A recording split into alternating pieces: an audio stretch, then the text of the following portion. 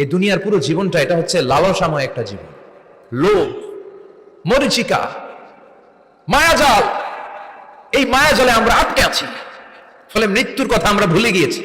পাগলের মতো ছুটছি, আরো টাকা লাগবে, আরো খ্যাতি লাগবে, আরো যশ লাগবে, আরো দাপট লাগবে। আমার এত টাকা দিয়ে কি হবে, এত সম্পদ দিয়ে কি হবে, এত ব্যস্ততা দিয়ে কি হবে তোমার?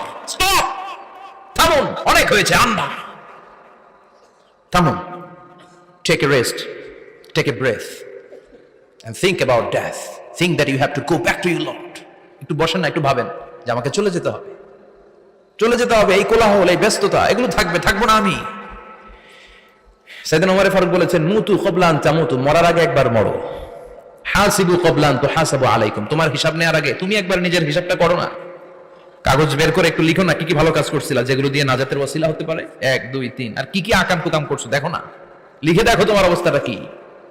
মরার আগে একবার মরো। মরার আগে খাটের মধ্যে শুয়ে শটান করে চোখ বন্ধ করে একবার মরার ভান করে দেখেন কেমন লাগে। চোখটা বন্ধ করেন আর ভাবেন আপনি নাই, কি কি হতে পারে ভাবেন।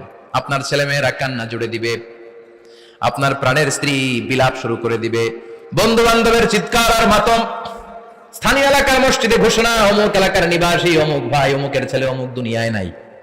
সব আত্মীয়রা চলে আসবে, ফেসবুকে স্ট্যাটাস দেয়া হবে, সবাই সবাইকে জানাবে বিকাল 4টায় অমুক হাই স্কুল ময়দানে আপনার জানাজা। ছুটে আসবে, সবাই ছুটে আসবে আপনাকে শেষ বিদায় দিতে, গুড বাই জানানোর জন্য, আল ওয়াদা, বিদায় জানাতে আসবে সবাই। 4 তাকবীর দিয়ে আপনার জানাজা হবে, অশ্রুসিক্ত জানাজায় আপনার বিদায় হবে। কাঠের খাটিয়ার মধ্যে করে কাঁধে তুলে আপনার কবরে নেওয়া হবে। আগে থেকে খুঁড়ে রাখা কবরটার মধ্যে আপনার বিছিয়ে দেয়া হবে, বাঁশের কচি দিয়ে তার উপরে মাটির চাপা দিয়ে সব চলে যাবে। ভাবেন না একবার চোখ বন্ধ করে, this is the circle of life, this is the nature of life. এটা সবার হবে, আমার হবে, আপনার হবে। এত মায়া, এত ভালোবাসা কই যাবে? কেউ থাকবে না, সবাই আপনার অন্ধকার কবরে রেখে দিয়ে চলে আসবে। উপরে বাঁশের কঞ্চি, তার উপরে মাটির চাপা, অন্ধকার আর অন্ধকার। এই অন্ধকার যেন শেষ হতে চায় না, শুধুই অন্ধকার, ঠিক কিনা? এজন্য আমাদের চলে যেতে হবে। দাদা গেল, চাচা গেল, মামা গেল, আমাদেরকেও যেতে হবে, জোরে কোন ঠিক কিনা? একদিন মাটির ভেতরে হবে ঘরে মন আমার, কেন বন্ধ দালান ঘর, প্রাণ পাখি উড়ে যাবে পিঞ্জর ছেড়ে।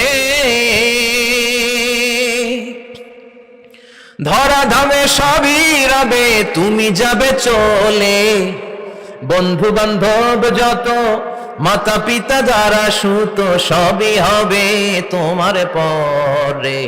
মন আমার কেন বান্ধ দালান ঘর, একদিন মাটির ভেতরে হবে ঘরে মন আমার, কেন বান্ধ দালান ঘর, ঠিক না?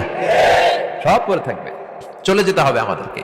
এজন্য আখিরাতের কথা যেন আমাদের স্মরণ হয়। বিষ্ণু বলতেন, নাহাইতুকুমান জিয়ারাতিল কবুর, আমি তোমাদেরকে কবর জিয়ারত করতে আগে নিষেধ করতাম, কিন্তু এখন নিষেধাজ্ঞা প্রত্যাহার করে নিলাম। এখন সব সময় তোমরা কবরের সামনে যাবা আর জিয়ারত করবা। কবরস্থানে জানতো বড়ুয়া কৃষ্ণপুরের এই গ্রামের কবরস্থান আছে কোন দিকে? পূর্ব দিকে আছে, গোখরার জলের ওদিকে। জান আপনারা? একটু যাবেন, একটু গেলে আখিরাতের কথাটা স্মরণ হবে।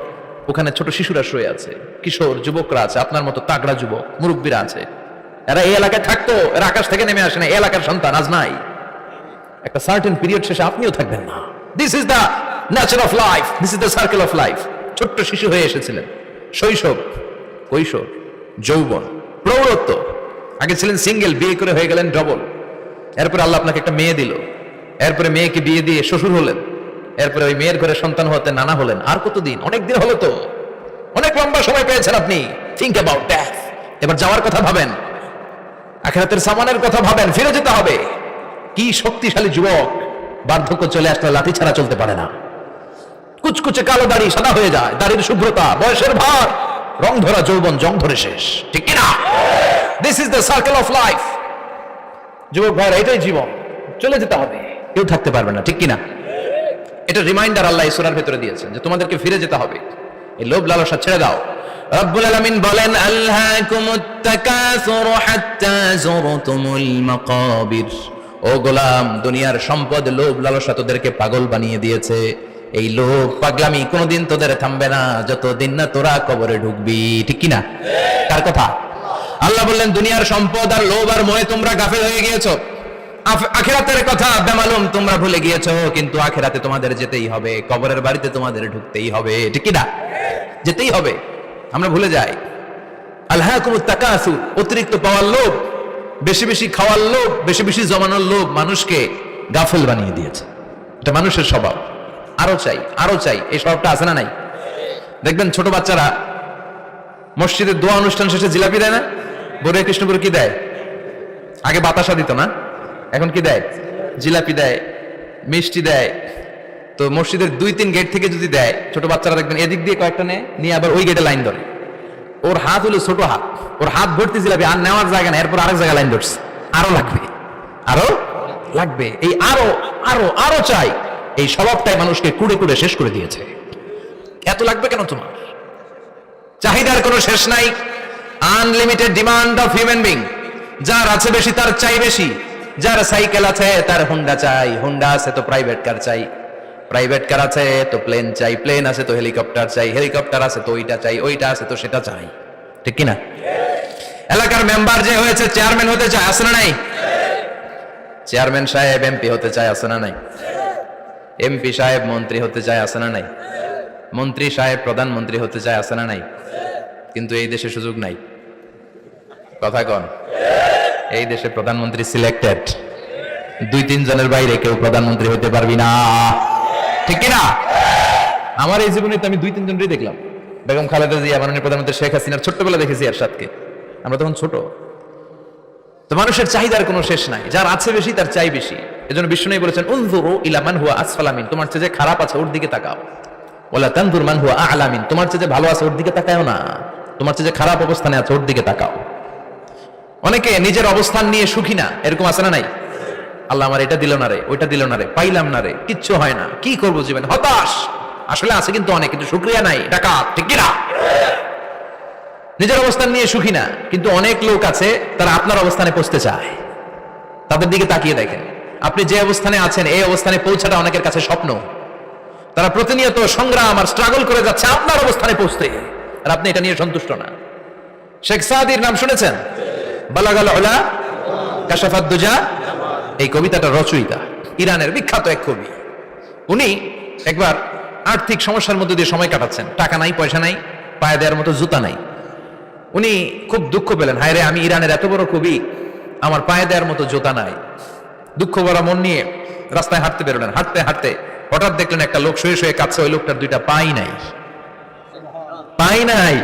উনি সিজদায় পড়ে গেলেন, আল্লাহর কাছে ক্ষমা চাইলেন, আল্লাহ অনেক দিয়েছো, শুকর আলহামদুলিল্লাহ। এজন্য যেই পরিস্থিতিতেই থাকি না কেন আমরা কি পড়বো? জোরে বলেন, কি পড়বো? এজন্য আল কানাতু মিনাল ইসলাম, অল্পে তুষ্ট থাকার নাম হলো ইসলাম। সম্পদ লাগবে কিন্তু সম্পদের পাহাড় লাগবে না, ঠিক কি না? অল্প খান, অল্প পড়েন, অল্প জামান, অল্পের ভেতরে বরকত ঢুকাইয়া দিছে কে? দেখবেন যাদের সম্পদ অল্প তারা সুখী বেশি। জরিপে এটা দেখা গিয়েছে, অনেক সার্ভেতে এটা এসেছে, যারা সম্পদশালী এরা দুঃখী বেশি, এদের দুঃখ বেশি, টেনশন বেশি।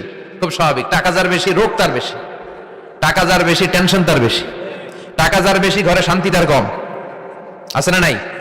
ঘরের ভেতরে অশান্তি, ছেলে কথা শোনে না, ছেলে টানে গাঞ্জা, মেয়ে করে পরকিয়া, আছে না নাই?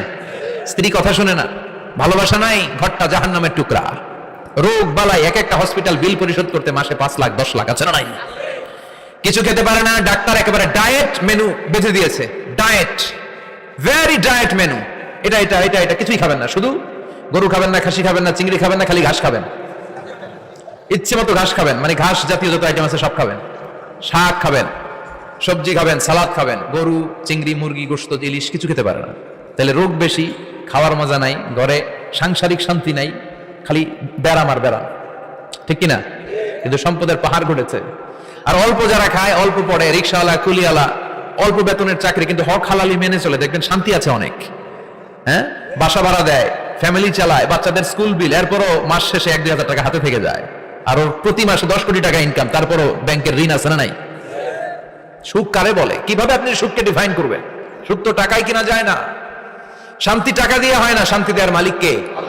শান্তি আছে অল্প খেয়ে শুকর করার মধ্যে, শান্তি আছে আলহামদুলিল্লাহর মধ্যে, চিল্লায় বলেন ঠিক কিনা? এজন্য অল্প খাবো, অল্প পড়বো, অল্প জামাবো, অল্পের ভেতরে বরকত দিয়েছে কে?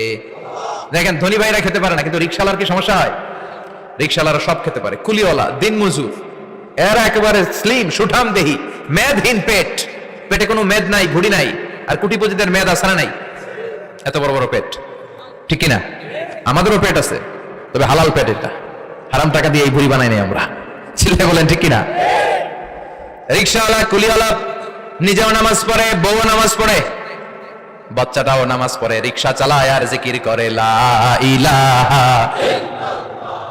হ্যালো ফ্রেন্ডস, আসসালামু আলাইকুম। আশা করি তোমরা সকলে ভালো আছো। আমাদের আজকের এই ভিডিওটিতে ডক্টর মিজানুর রহমান আজহারী হুজুর আলোচনা করেছেন খুবই কষ্টদায়ক একটা আলোচনা। কারণ এই ওয়াজটি যেই শুনবে সেই কাঁদবে। ইনশাল্লাহ আমার চোখেও কান্নার ভাব চলে এসেছে, কান্না না আসলেও, কারণ এই ওয়াজটি অনেক কষ্টদায়ক, দুঃখদায়ক। আমাদেরকে মরতেই হবে, একদিন না একদিন অবশ্যই মরতে হবে। সেজন্য আমাদেরকে সেই বিষয়টা অবশ্যই মাথায় রাখতে হবে। মৃত্যু জিনিসটা খুবই ভয়ঙ্কর। এই বিষয়ে তিনি এই আলোচনা করেছেন। সো আমাদের এই ভিডিওটি অবশ্যই লাইক দেবেন এবং কমেন্টে আপনাদের মূল্যবান মতামতটি জানিয়ে দেবেন। আর এরকমই নতুন নতুন ওয়াজ পেতে, আলোচনা পেতে অবশ্যই আমাদের আলোর দিশা ইউটিউব চ্যানেলটি সাবস্ক্রাইব করে রেখে দেবেন। আর আপনাদের মনে যদি কোনো ইসলামিক কনসেপ্ট নিয়ে প্রশ্ন থাকে অবশ্যই কমেন্টে জানিয়ে দেবেন। ইনশাআল্লাহ আমি চেষ্টা করবো সেই বিষয় নিয়েও ভিডিও নিয়ে আসার। সো দেখা হচ্ছে পরবর্তী ভিডিওতে। সেই পর্যন্ত আমাদের চ্যানেলের পাশে থাকবেন। আল্লাহ হাফেজ।